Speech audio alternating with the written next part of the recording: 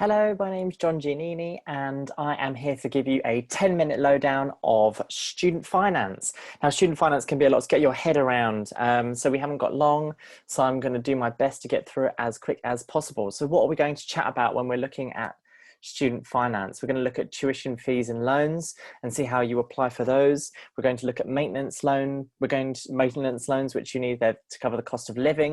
We're going to quickly cover bursaries and scholarships, and then I'm also going to try and help you get your heads around repayments. Now, the key thing to remember with student finance is that you're not going to get everything you need from a 10-minute video, okay? So don't panic if you watch this and you think, oh my gosh, there's actually way more to it than I've got, than I can understand immediately. It will take a little bit more time, but if you could just pick up 1 or 2 pointers, you're already in a good position.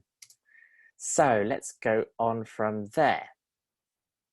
First of all, starting out with tuition fees. Now, the first thing that you have to apply for student finance for is a tuition loan, and that's to cover the cost of the education that you're getting. Universities can charge up to £9,250 per year, and that's because the student finance system changed for all universities in 2012. Okay, so it went up to that being the maximum amount that universities are able to charge. Now, it's really important to remember that tuition fee loans are course fees that aren't paid up front, okay? So you don't have to pay that up front.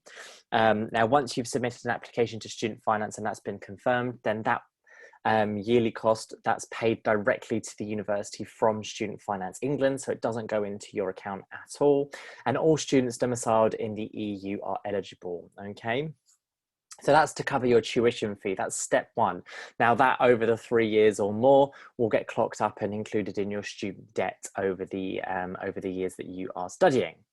Now the next thing is the maintenance loan, and this is where it gets a little bit more complicated, and it's also what you apply for through Student Finance England, okay?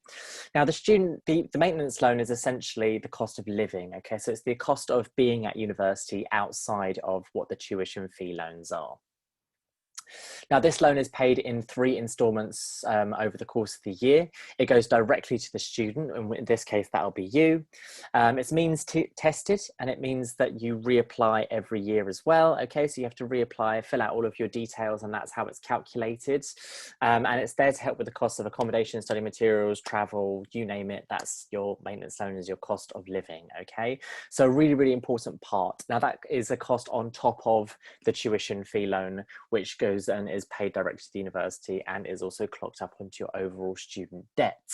Now you can see there on the right hand side, there's some figures, 2020 figures. Living at home, the maximum loan that you're able to get through a maintenance loan, it's not guaranteed, but the maximum you're able to get is £7,529 for the year. If you're living away from home, you can get up to £8,944. If you're living away from home and in London, now there is actually a higher boundary in London because the cost of living is so much higher. It really, really is. You can get up to £11,672. And studying overseas as part of a UK degree, you can get £10,242. Okay, so that's to cover like your study abroad, or if you're going to do your entire bachelor's in another country. So it's kind of designed to support you best where you need the support, okay? Now, obviously, if you're living at home, it's a lower maximum loan because you're not paying rent, where it's higher if you're living away from home, okay? And it's also worth bearing in mind that these figures are substantially higher than the support that was available in 2015, okay? So the support is going up. Now, when we say it's means tested, we mean that it's calculated based on your household income, okay? So whatever the total household income is overall, that's how it's calculated. Now, generally speaking, the higher that the household income is, the lower government loan you are eligible to receive. And you can see that here from this really nice table. So right at the bottom, if the household income is 25,000 and under, the government loan that you're able to get is 9,203. And that goes all the way down to the absolute maximum household income, which is 62,187 plus. Anything that's that or above, the maximum government loan that you can get is 3,928. Okay, so that's designed to make sure that the students that require the support the most are able to get it. Okay, really, really important. It's designed to make sure that the students who need the support are the ones that have access to the higher funds. Okay, so very, very much important to remember. Now, In order to, so there's a thing called access agreements. In order to charge fees of up to £9,250, universities must have an access participation plan approved by the Office for Students, okay? So essentially, in order to be able to charge this, universities need to have a lot of things in place to make sure that university is accessible to as many people as possible, regardless of their household income, okay? So it's designed to stop it from being elitist, and these access agreements are what are in place in order to do that, okay? So access agreements include stuff outside of what Student Finance England are supporting, okay? So not tuition fee loans, not maintenance loans. What on top of that is the university doing to make sure that universities are worth the money that they are asking for? Now, the support in this sense can include things like bursaries, scholarships, maybe a tuition or accommodation fee discount for students that require it, and loads and loads and loads of non-financial support as well. Really, really important to keep an eye on. So lots and lots of things available, and we're just going to cover a few of those. So for example, one of the main forms of financial support that we've got at the University of Sussex is the First Generation Scholar Scheme. That's designed for households with an income under 25,000. Designed basically for the students that have lower household income to make sure that they can afford to go to university.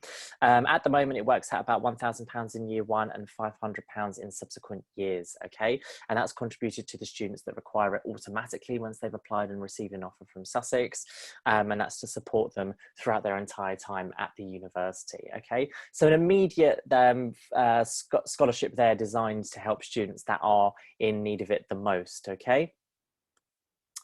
Now, in terms of non-financial support, there's lots and lots of other really important things in place to help sure that students are provided for. We have a lot of work-study programs, so lots of opportunities whilst you are at university to work and get work experience alongside your study. One-to-one study skills, okay, so we've got a huge resource in the university. The Careers Employability Centre is there to kind of give you lots and lots of study skills designed to help you with exams, help you with personal statements, help you with master's applications, whatever it might be, they are there to help you. We've also got funded placements and 3 years aftercare as well through the Careers and Employability Centre. So what that means is the Careers and Employability Centre is there, and it's accessible throughout your time at university. You can go into the library and get help with your, writing CVs or interview skills or whatever it might be. And you are able to continue contacting them for 3 years after you graduate, okay? So it's not just you graduate and then they drop you. They are still there to provide support for alumni as well, okay? So students that have left the university are still able to get the support from the Careers and Employability Centre for 3 years afterwards, which is pretty remarkable.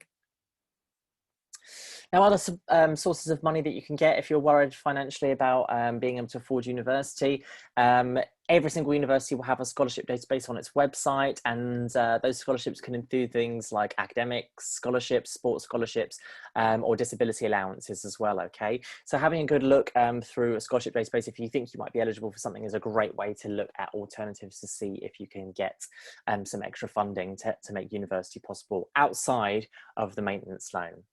Now we're going to talk about repayments. I've got about 2 minutes to do it, so I'm going to plow through really, really quick. Repayments are a really, really important thing to understand. There's a lot of myth busting that needs to go on.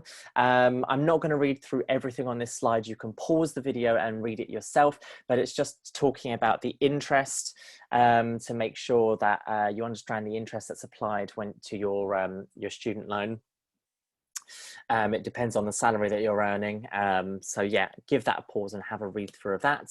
Now, the number one and most important thing is that people don't understand how loans actually work. So yeah, again, I won't read this. I'll read just one really, really important thing, which is the final sentence. You only make repayments on anything you earn above £25,725, with the outstanding total written off after 30 years, no matter how much or how little you have repaid. Higher earners contribute the most. Okay, so to put that into perspective, when it comes to repayments, you will not be repaying anything until you earn over £25,725. Okay, so that's got to be your starting salary before you start making repayments on your student finance loan. And after 30 years, no matter what you've paid back, it will get written off. Okay, so really, really important to remember. So to reiterate that, repayments start when annual salary is over 25,000 a year. Repayments are only made on 9% of the earnings, and loan repayments will be deducted from your salary normally through the tax system, and it's written off after 30 years. Now, the more you earn, obviously the 9% means that you'll be paying back monthly a higher amount, okay? But it goes up with your salary. So it's not just going to be a huge amount straight away. Really, really important to remember. You only pay 9% of your earnings over 25,725, and after 30 years it's gone. So a big myth buster there. So I'm going to leave it there. If you have any questions, don't forget you can drop us an email at study@sussex.ac.uk. So that's study@sussex.ac.uk. Hopefully this has helped you a little bit with some myth busting when it comes to student finance. I know it's extremely complicated, so getting it across in 10 minutes is not going to work, but otherwise don't hesitate to ask us if you've got any questions, and best of luck with your student finance and applying for university in the future. See you later. Bye bye.